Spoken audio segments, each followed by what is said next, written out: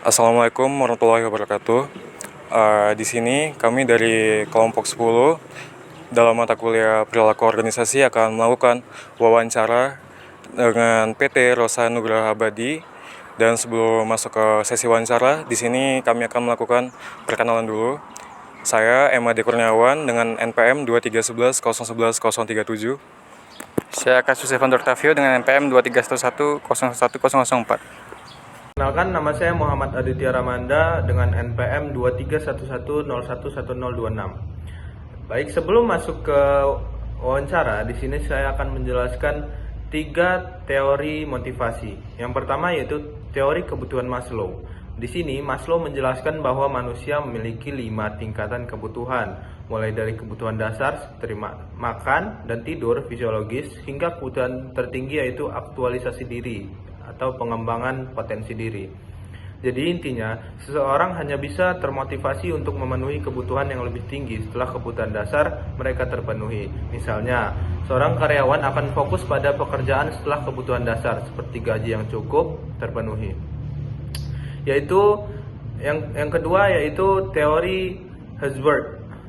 Jadi Herzberg membagi motivasi kerja menjadi 2 faktor, yaitu faktor motivator dan faktor kebersihan. Faktor motivator ini seperti prestasi dan pengakuan membuat orang merasa puas dan termotivasi.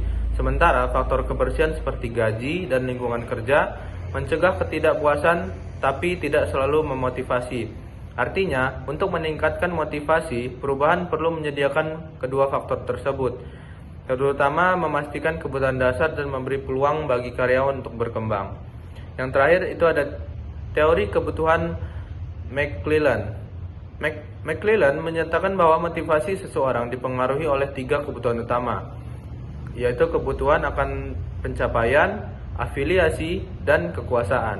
Orang yang memiliki kebutuhan tinggi dalam pencapaian cenderung termotivasi oleh tugas-tugas yang menantang, sementara yang lebih mengutamakan afiliasi akan termotivasi dalam tim, dan yang membutuhkan kekuasaan lebih menyukai posisi dengan tanggung jawab tinggi.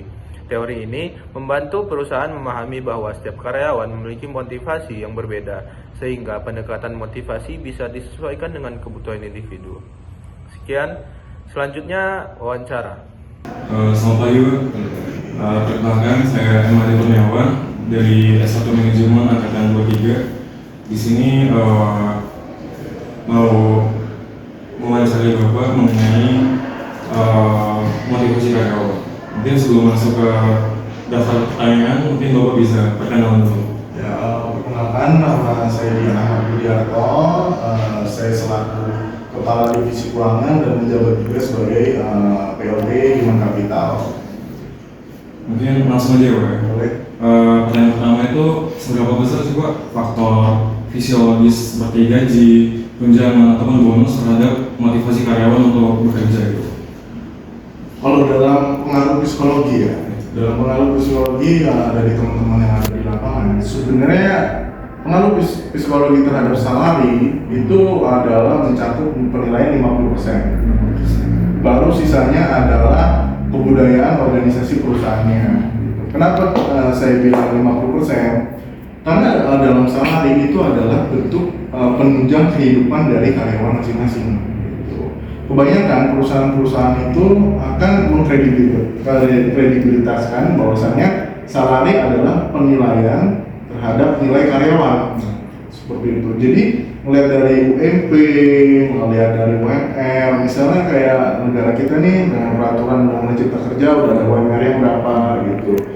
Tapi kalau dirasa di perusahaan-perusahaan itu rata-rata pasti adjust kenaikan lebih dari UMP. Kayak yang ada di lapangan mungkin teman yang kita tahu banyak guru-guru bilang bahwasannya perusahaan kami di bawah UMP, di bawah ini tekanan mereka ya. Tapi sebenarnya permasalahan kayak di UMP itu mereka tidak memfokuskan terhadap nilai-nilai lebih yang diberikan perusahaan. Contohnya misalnya seperti uang lembur, ada insentif, ada uang makan. Sebenarnya kalau di total itu lebih dari UMP aslinya gitu.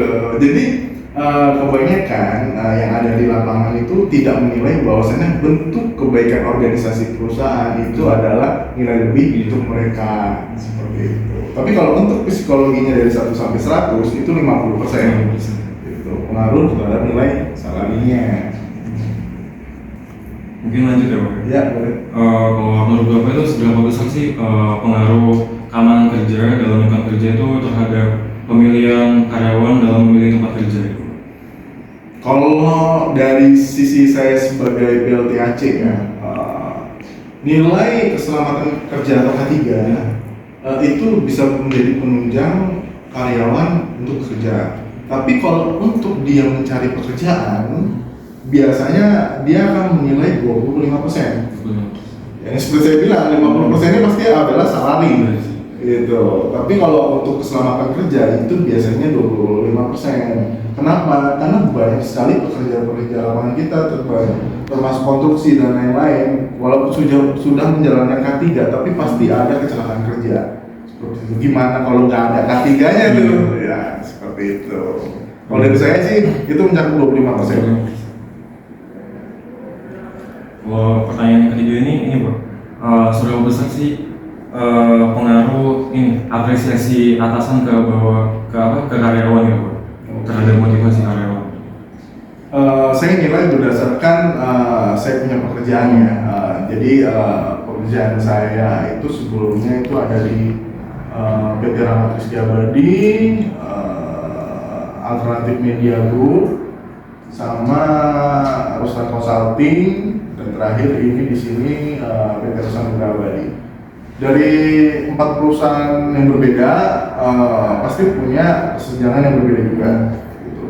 Kalau di perusahaan pertama itu mungkin kalau saya berawal bekerja dan saya belum bisa melihat tuh. Tapi kalau saya lebih nilainya dari PT Alternatif Media Group sampai ke sekarang. Gitu. Di PT Alternatif Media Group atau tempat saya bekerja yang kedua, itu adalah direkturnya adalah orang asing, yaitu orang Australia. Jadi bos saya Pak Patrick, dia melihat itu kinerja karyawan itu nomor satu.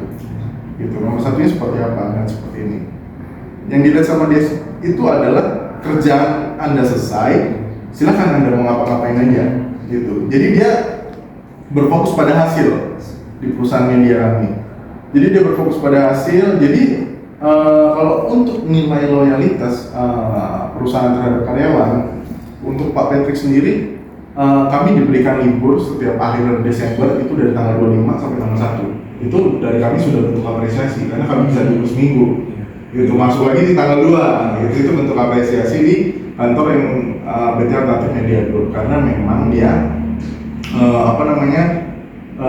orang luar negeri dan memang orang asing gitu. Tapi kalau untuk PT Ruslan Consulting itu bergerak di bidang konsultan pajak, kita diberi loyalitas itu terhadap adalah nilai insentif. Beberapa nilai yang kita sudah ajukan seperti di pajak itu ada namanya sidang juga, sidang pajak. Ada yang pertama itu ada keberatan, sidang keberatan di pengadilan pajak, ada keberatan, ada banding, terus juga ada peninjauan kembali di Mahkamah Agung. Para atasan atau para partner kalau di Ruslan Consulting atau konsultan pajak itu kita nggak sebut direktur, tapi sebutnya partner. Gitu. Partner akan memberi penilaian berdasarkan kinerja berapa besar nilai pekerjaan kita dalam satu kasus. Gitu. Jadi dia menilainya berdasarkan bonus. Gitu. Jadi ini dua sisi berbeda nih. Gitu. Jadi kalau semakin bagus kita menangani kasus, bonus kita semakin besar. Gitu. Kalau di PT Rosa Nugraha Abadi atau yang sekarang ini, di PT Rosa Nugraha Abadi adalah menilainya berdasarkan loyalitas terhadap family atau family itu kayak mana kekeluargaan di dalam suatu perusahaan.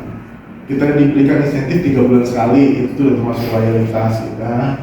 Terus juga uang cuti juga, BPJS itu bukan turun dari gaji, bukan dipotong gaji, tapi kita diberikan insentif BPJS dibayarkan tiap bulan. Terus juga di PT Rosa, jika memang ada keluarga yang memang sakit atau ada keluarga yang kendala atau kena musibah, itu tidak pernah ada seperti kalau di perusahaan lain kan harus ketat banget peraturannya. Kalau di PT Rosa sendiri enggak. Kalau memang ada keluarga yang memang kena musibah, ya boleh izin cuti seperti itu 1 hari sebelumnya. Karena kalau di perusahaan lain SOP itu minimal kalau mau ngambil cuti itu 7 hari sebelumnya. Gitu. Itulah bentuk menurut saya bentuk loyalitas atau apresiasi perusahaan atau organisasi kepada kita selaku karyawan sih. Oke, untuk pertanyaan selanjutnya, menurut Bapak seberapa besar sih faktor kondisi kerja atau lingkungan kerja ini dapat berpengaruh terhadap kinerja? Kondisi kerja. Ya, lingkungan kerja. Lingkungan kerja menurut saya lingkungan kerja itu berpengaruh terhadap psikologi karyawan. Kalau lingkungan kerjanya ketat, itu adalah bentuk salah satu under pressure karyawan. Tapi itu adalah salah satu kewajiban karyawan juga untuk menyelesaikan pekerjaan, gitu. Tapi kalau berpengaruhnya, menurut saya itu adalah penilaiannya kalau dia sudah jadi karyawan, gitu. Kalau kemarin tadi kan kita bilang ada itu asesmen ya, asesmen seberapa besar dia pengen kerja nih salary dan lain-lain. Tapi kalau dia udah masuk dalam organisasi, pengaruh organisasi itu adalah 50%. Gitu. Sekarang kalau Devan, kalau nggak nyaman kerja di situ pasti resign dong, ya kan? Sama, pasti nggak mungkin lama. Tapi kalau kita buat nyaman gitu, jadi semua itu kalau udah masuk organisasi nggak melulu soal salary.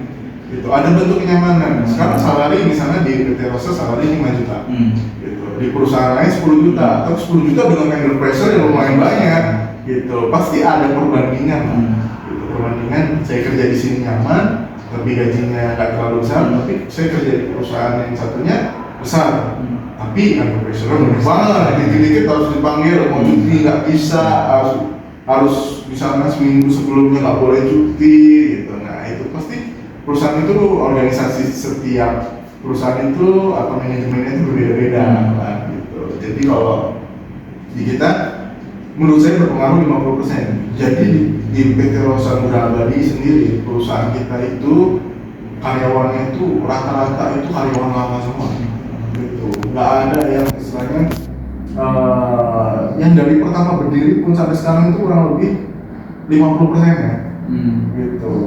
Kalau yang lain pun, kalau mereka resign pun mungkin ada alasan keluarga atau menikah atau seperti apa. Tapi rata-rata kalau laki-laki di PT Rosa Muda Abadi sendiri itu bentuk loyalitasnya kuat, hubungan hati ke hati antara organisasi dan PT Rosa dengan karyawannya juga ketemu, gitu. Jadi bisa dibuktikan berdasarkan karyawan yang kerja di sini itu ada lebih dari 10 tahun, gitu. Ada kalau udah 15 tahun diberangkatin umroh, kalau yang muslim, kalau yang non muslim diberangkatin ke Yerusalem, gitu. Jadi itu bentuk kenapa kita selalu menjaga hubungan organisasi dengan karyawan seperti itu, Pak. Yang selanjutnya, menurut Bapak, seperti apa sih hubungan dengan atasan yang dapat meningkatkan motivasi ini? Apakah yang sering terbuka atau hanya sebatas formalitas pekerjaan? Menurut saya ya, menurut saya selama bekerja di PT Rosa, itu adalah keterbukaan sih, Pak. Kenapa kita bilang keterbukaan? Saya lebih melihat pada pengalaman saya di Rustan Consulting. Jadi di Rustan Consulting itu lebih pekerjaan person to person. Jadi kalau kita bilang person to person itu berdasarkan ya kerja saja, gitu. Nggak ada kayak ada cerita apa, karena itu membuat budaya organisasi tidak berkembang, Pak. Gitu. Kalau di PT Rosa sendiri kita lebih kepada kekeluargaan. Kekeluargaan ini seperti apa ya? Kita sebagai kepala divisi, kalau ada permasalahan terkait pekerjaan dari mereka, ya pasti kita cerita, kita terbuka, kesalahan Anda seperti ini, gitu loh. Gimana nih supaya memperbaiki diri, gitu. Jangan sampai atas kesalahan tersebut menjadi kesalahan fatal di manajemen organisasi, seperti itu. Jadi kita nggak pernah namanya karyawan itu kayak kepala divisi, masing-masing kepala divisi itu kita nggak pernah namanya marah atau pada bawahan, tapi kita memberitahu bahwa kesalahan seperti ini dan kita bisa kembangkan karyawan tersebut, gitu loh. Bukan karena kita langsung marah, just kan banyak tuh perusahaan-perusahaan atau organisasi yang itu salah, ini gini. Kita dalam budaya organisasi kita harus tahu dulu alasan kesalahan dia apa. Bisa karena alasan psikologi di rumah ada masalah, gitu loh. Atau yang kedua memang dia lagi gak enak badan. Nah, kita sebagai kepala divisi wajib tahu dulu nih kenapa dia ada kesalahan, gitu. Jadi saat ada kesalahan di PT Rosa Nugraha ini kita langsung make sure ke karyawannya. Kenapa kok bisa ada kesalahan seperti ini gitu. Nanti kan dan karyawan di PT Rosa kita wajibkan bahwasanya kalau ada permasalahan apapun nggak apa-apa cerita ke kita sebagai kepala divisi. Kenapa? Sebagai kepala divisi kita wajib memanage divisi kita supaya kalau memang dia nggak bisa kerja nih, apa baiknya diistirahatkan, pulang dulu, besok baru bisa kerja setelah udah fresh, atau yang kedua bisa dilihat berdasarkan dilukir kerja dulu nih sama yang lain nih, sama jabatan yang lain, misalnya dia di fakturis atau administratif, yaudah kita geser dulu ke bagian keuangan yang lain, misalnya di pajak gitu, karena biar dia nggak terlalu under pressure gitu. Itu sih Pak. Yang terakhir, perusahaan ini apakah jenjang pengembangan karirnya itu besar peluangnya dan seberapa besar sih mempengaruhi motivasi? Oke, jadi kalau dibilang pengembangan dan karir di PT Rosa Nugraha Abadi ini kan bukan perusahaan yang sangat besar, bukan perusahaan PMA. Jadi kita untuk mengembangkan karir kami tidak bisa melakukan pengembangan gitu. Tapi kalau untuk salary kami selalu melakukan pengembangan terhadap karyawan. Walaupun jabatannya staff nih, walaupun misalnya ada jabatan driver, kalau kerjanya udah lama sama kita, itu bisa gajinya bisa lebih dari 5 juta kan, gitu. Jadi kita nggak bisa memberikan pengembangan karir kepada mereka, tapi dengan timbal balik kami bisa memberikan nilai plus salary kepada mereka untuk semangat kerja mereka, gitu. Tapi kalaupun ada karyawan yang misalnya, Pak, saya mau izin nih, saya mau ada pelatihan besok untuk menunjang pekerjaan saya. Kami monggo. Kalau dari karyawan tersebut ingin berangkat izin nih untuk pelatihan, untuk sertifikasi, ya kami bahagia juga. Dan kalau untuk pelatihan atau sertifikasi keluar, biasanya itu kantor akan memberikan fasilitas membiayai untuk pembayaran training tersebut gitu. Tapi kalau untuk pengembangan karir, untuk misalnya nih dia staff untuk naik ke supervisi, itu kita jarang sampai terjadi Pak. Karena apa? Yang pertama, karyawan kita udah lama semua kan gitu, pasti jabatannya gitu-gitu aja gitu.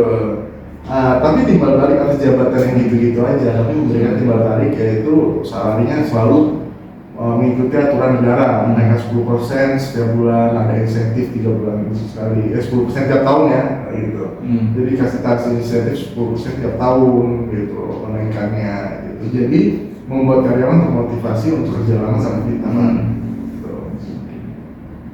Oke, sekian sesi wawancara dari kami. Sebelumnya kami mengucapkan terima kasih kepada Bapak Dian yang telah berkenan untuk diwawancara. Saya juga terima kasih sama Stefan sama Ade udah berkenan hadir juga nih di PT Rosa Nugraha Abadi, gimana pertanyaan-pertanyaan tersebut menjadi bahan motivasi buat teman-teman juga nih, bahwasanya nanti yang di perspektif organisasi perusahaan itu nggak semuanya sama, nggak semuanya jahat, pasti ada baiknya juga gitu. Itu aja sih Devan. Sekian dan terima kasih.